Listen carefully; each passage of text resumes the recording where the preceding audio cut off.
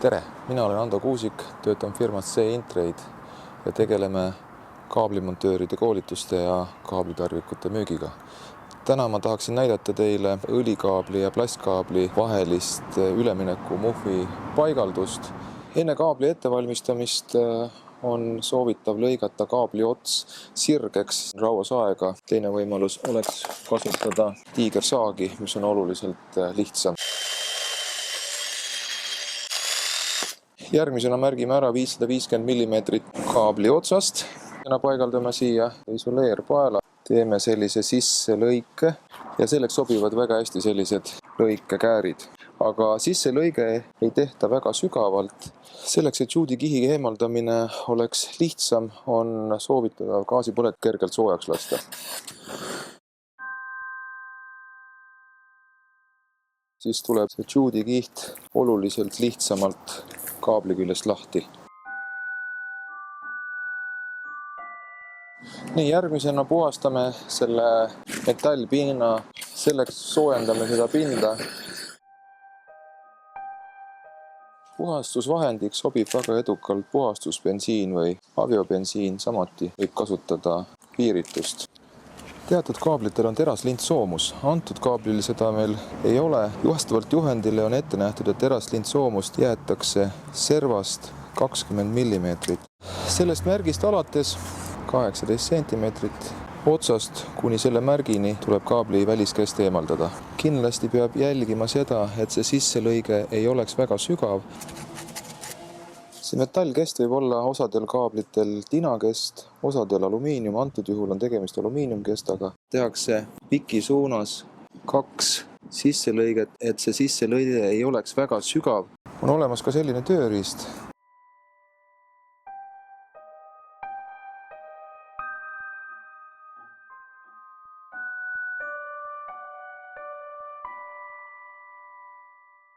Järgmisena tuleb need servad lahti painutada ja kindlasti servade painutamisel peab jälgima, et see tööriist ei oleks terav ja ei vigastaks kaablit.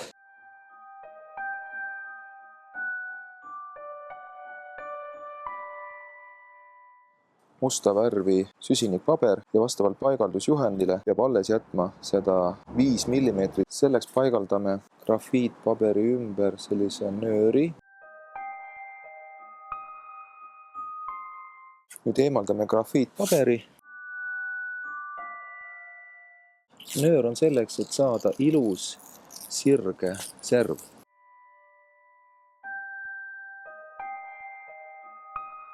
Vastavalt paigaldusjuhendile tuleb metallkesta servast 20 mm kaugusele paigaldada teine sidumisnöör.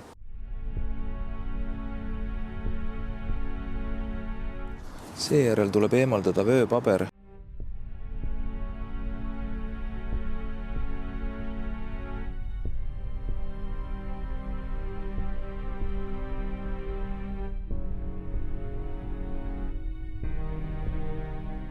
Järgmisena tuleb sooned natukene lahti painutada. Kindlasti tuleb jälgida, et soonele ei tekitaks vigastust. Selleks on kõige sobivam siit fikseerida käega ja siis sooni eemale painutada. Tähtis on, et metalli teravad servad ei vigastaks isolatsiooni. On olemas selline tööriist, mis läheb siia soonte vahele ja siis saab painutada need sooned otseks.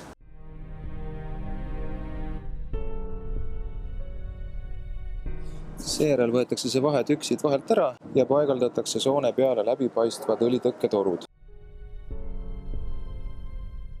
Järgmisena kahandati peale termokahanevad õlitõkketorud. Kindlasti tuleb jälgida seda, et need kahandamise protsess oleks tehtud pehme leegiga, mitte väga tugeva leegiga.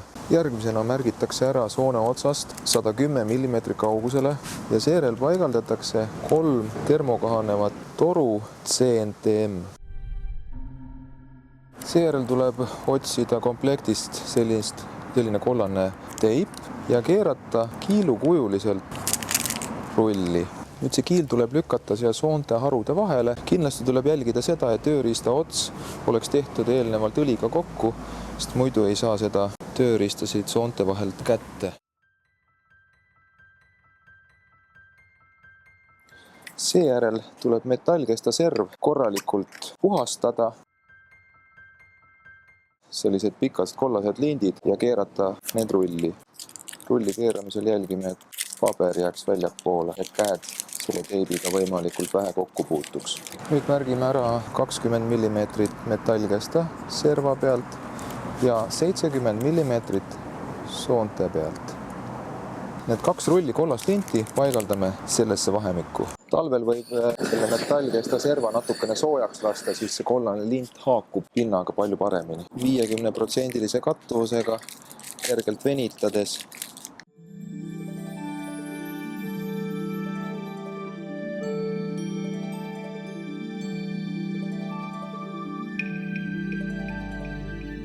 Järgmisena paigaldatakse sõrmik.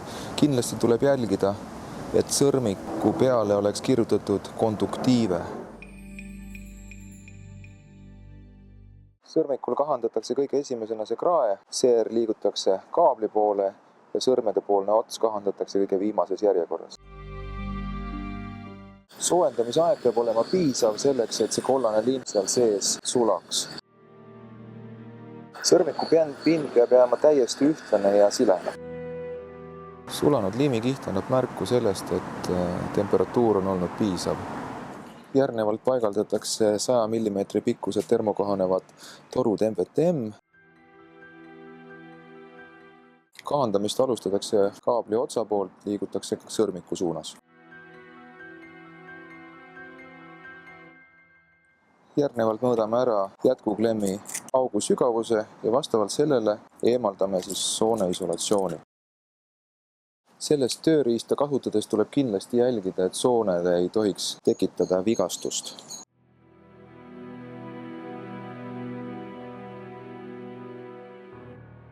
Kui õlikaabel on sektorkujuliste soontega, siis mõnikord on vaja need sooned näpitsate abil ümaramaks pressida, et need mahuksid klemmi sisse ja haamriga võib natukene kaasa aidata.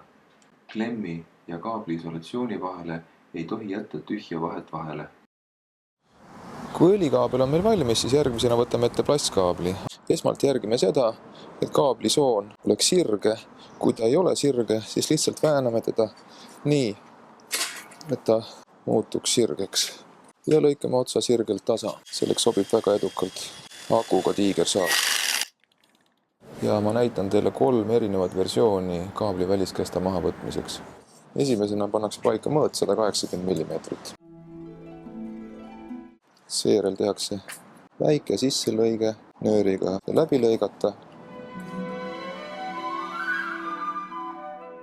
Järgnevalt tuleb kaabli väliskesta soojendada nii kaua, kui see muutub läbinisti pehmeks.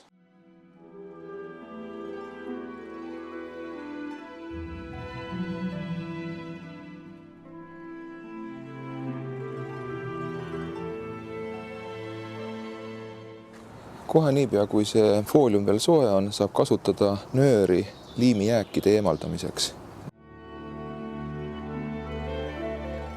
Näete, liimitükid jäävad nööri külge kinni.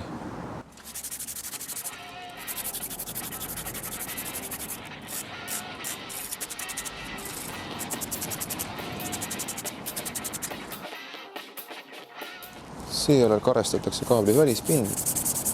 Karestamise tulemusel haakuvad termokohanevad materjalid kaabli külge paremini kinni. Seejärel tuleb pinnad puhastada. Fooliumit jääb alles 40 mm. Paigaldan selle fooliumi eemaldamiseks ajutiselt vedru. Seejärel otsin üles selle koha, kus 2 fooliumikihti katavad üksteist. Teen sellise sisselõike. Ja tõmban riba küljest ära.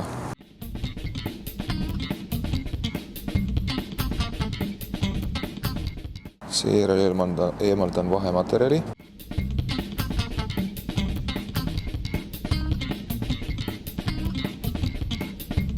Järgmisena märgin koha, kus tuleb eemaldada must pooljuhtiv kiht. Juhul, kui me kasutame sellist laadi tööriista, millel on rattad, siis selline tööriist jätab automaatselt serva 40 mm. Et sellisel juhul tuleb seda vedru natukene ettepoole lükata 1 või 2 mm võrra, et kaitsta fooliumi teravat serva nende koorimistööriista rataste eest.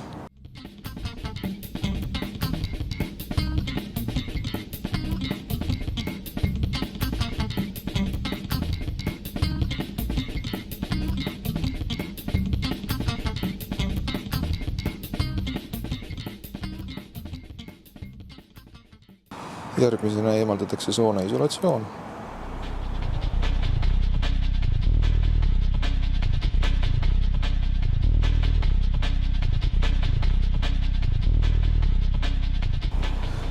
Vahetükk vahelt ära ja ülejäänud soon puhtaks. Ja sellisel juhul me oleme veendunud, et soonele ei teki vigastust. Eemaldame vedru. Selleks, et kontakt oleks parem, karestame natukene soont. Puhastame kõik pinnad. Järgmisena paigaldame kollase lindi 20 mm musta peale ja 10 mm valge isolatsiooni peale. Jälgime, et käed on puhtad, venitame teipi. Ja selle viimase osa, kus me käest kinni hoidme, võime küljest ära tõmmata, et pinnad jääksid puhtamad. Järgmisena kahandame peale termokahaneva toru, millele on peale kirjutatud JSCR stresskontroll. Jälgime, et toru ots ja kaabli isolatsiooni serv oleks täpselt ühel kaugusel. Seal, kus oli meil kollane lint, sinna anname natukene kauem sooja, siis see kollane lint sulab ära ja täidab kõik tühimikud. Teine võimalus oleks kasutada sellist tööriista. Kindlasti tuleb jälgida seda, et lõiketera ei vigastaks alumist sisemist kihti. Keerame selle nulli peale.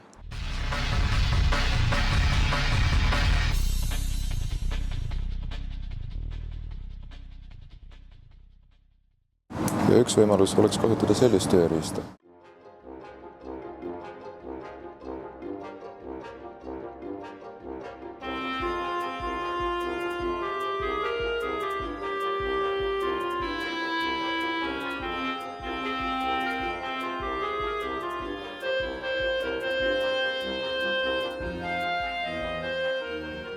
Selle jälgige kindlasti, et leek oleks suunatud kaabli suunas, et ei kõrvetataks seda musta kihti.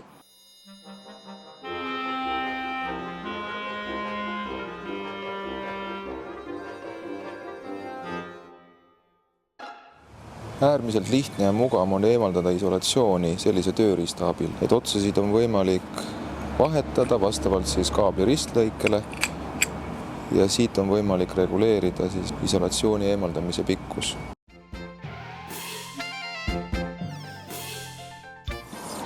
Võib kasutada soone isolatsiooni eemaldamisest ka sellist tööriista.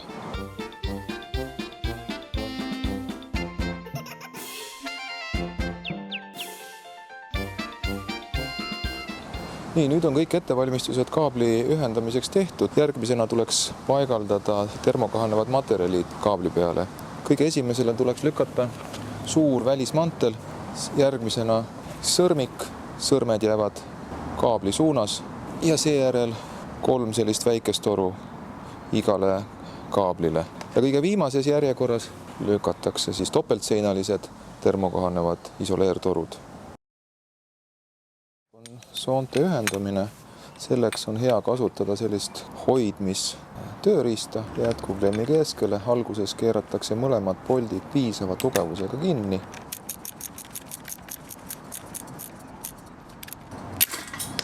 Ja siis keeratakse need pead maha. Väga mugav on, kui teil on kasutada akuga poldikeeraja. See teeb selle töö oluliselt lihtsamaks. Seejärel tuleb jätkuklemmid puhastada puhastusvahendiga.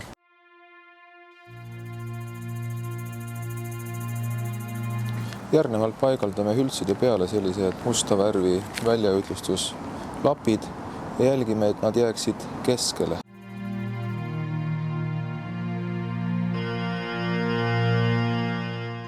Ja lükkame kohe selle toru siia peale. Seejärel paigaldame CNTM toru peale kollased lindid 20 mm musta peale ja 10 mm valge peale.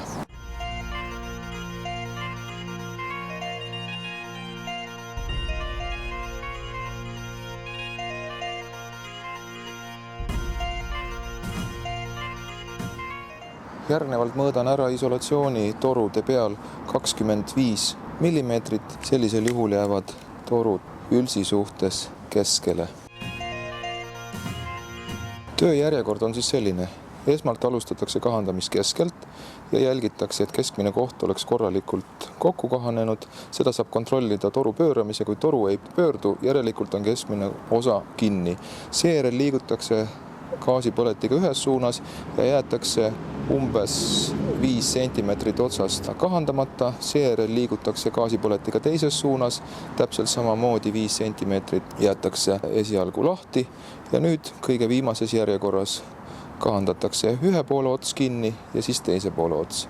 Sellisel juhul oleme veendunud, et torud on ühtlaselt kahandatud ja kõik õhk on toru seest korralikult välja surutud. Järgmisena paigaldame maanduspunutised plastkaabli poolele. Esmalt paigaldame tinutatud vaskvõrgu, siis võtame maanduspunutise, võtame selle otsa lahti, paneme siia peale, võtame vedru, keerame siia ümber. Ja siis pöörame teisele poole tagasi. Vedrude peale liimiga isoleertorud MBTM. Kahandamist alustatakse keskelt poolt ja liigutakse kaabli suunas.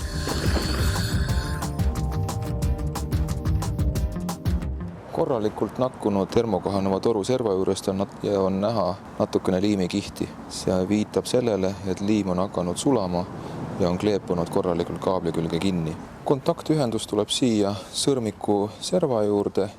Seetõttu me karestame seda piirkonda natukene. Seejärel puhastame selle koha korralikult ära.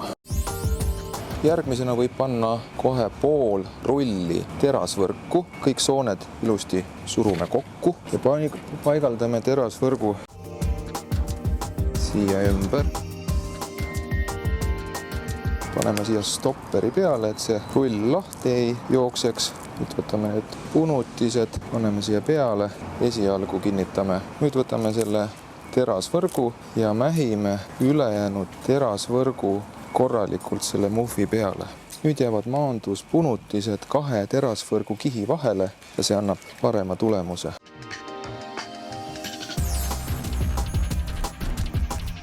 Järgmisena eemaldame selle isoleerpaela, paigaldame metallmantli ümber sellise kontaktplaadi ja paigaldame korralikult kõik 3 maanduspunutist kontaktplaadi peale. Järgnevalt võtame lisakomplektis Moe 62600 maandusjuhtme, eemaldame selle otsast isolatsiooni umbes nii palju, et oleks 2 vedru laiust. Seejärel paigaldame maanduspunutise peale, nii võtame suure silindervedru ja mähime selle peale. Kui 2 keerdu on tehtud, siis pöörame maanduspunutised tagasi.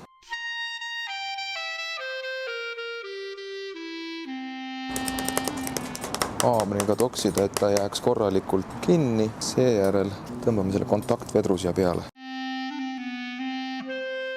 Keerame tugevalt kinni ja isoleerpaelaga võib fikseerida.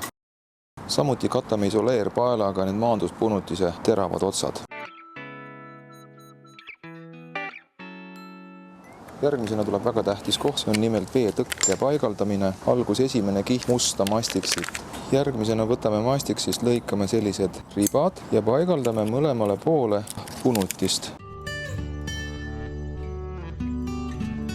Ja seejärel paneme ühe mastiksi riba kõigele sellele peale. Nüüd, kui see mastik sulama hakkab, siis moodustub siia väga põhjalik veetõke.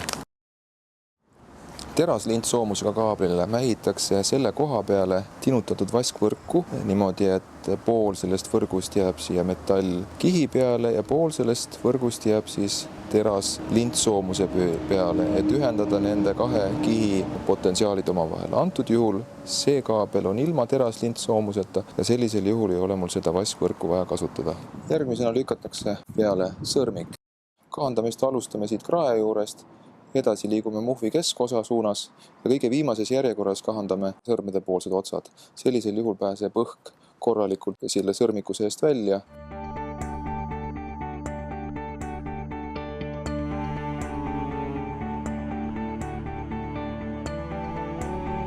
–20 mm kaugusele sõrmiku servast paigaldame ühe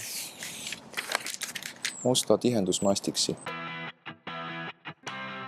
Seejärel paigaldame muhvi peale kõige välimise termokahaneva toru.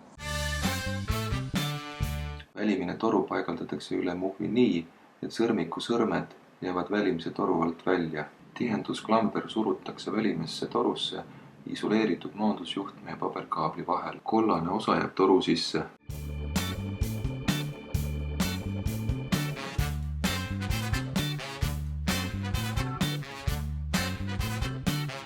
Nendesse kohtadesse, kuhu on paigaldatud must tihendusmastiks, tuleks anda natukene kauem sooja.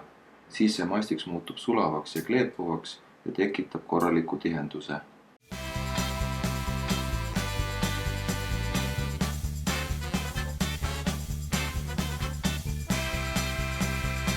Siin on näha, et kollane vahetäidis on korralikult sooja saanud, ära sulanud ja tekitanud siia korraliku tihenduse. Eemaldasime isolatsiooni juhtme otsast vastavalt komplektis kaasas olevale hülsile, paigaldame siia peale termokohaneva toru ja seejärel jätkuhülsi.